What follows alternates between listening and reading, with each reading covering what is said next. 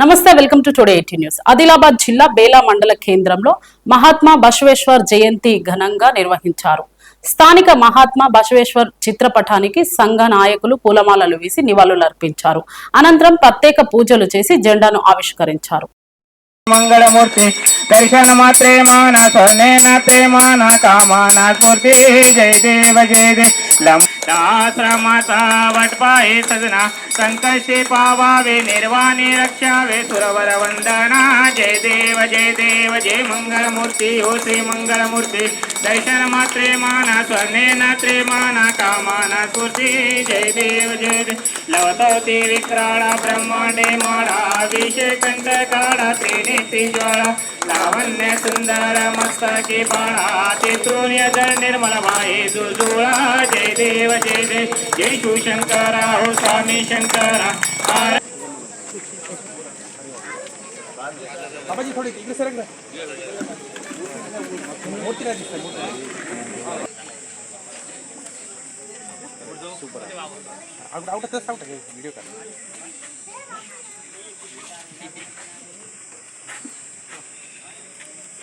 Hello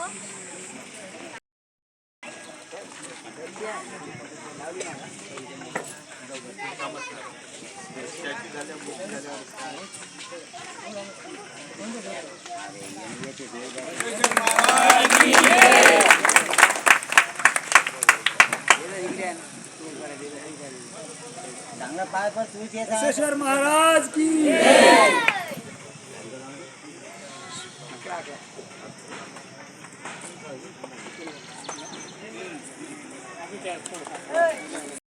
काळ जन्माला आले ज्यावेळी जातीभेद होता चार वर्ण होते, ब्राह्मण वैश्य क्षत्रिय आणि शूद्र.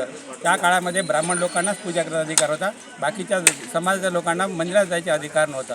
तर महाराजांनी हा अधिकार सर्व लोकांना दिला.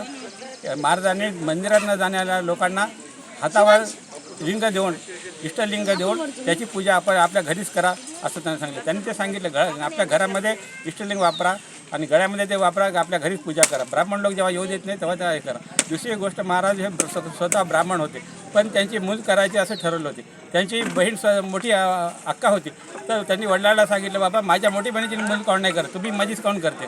तर तीसुद्धा ह्याच आईच्या पोटी ह्या बापाच्या पोटी जन्मले, तर हा जातीभेद नको असं त्यांनी सांगितलं. तसंच त्यांनी बालविवाह करू नका म्हटले.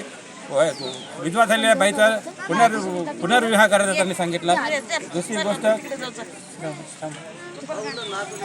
हे नको सांगितलं.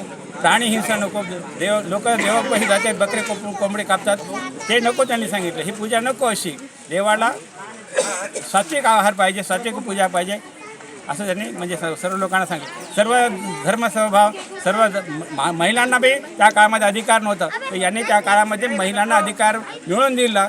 माणसाबरोबरच हे ह्या स्त्रियांनासुद्धा असमान हक्क दिला, म्हणून यांना महात्मा बसवेश्वर म्हणतात. त्या काळामध्ये हे चळवळ करणारे, स्त्रियांना समान हक्क देणारे हे त्या काळाचे हे क्रांतिकारक होते. हे अत्यंत विद्वान होते, तलक बुद्धीचे होते, म्हणून आजही त्यांना महात्मा बसवेश्वर असं म्हणतात.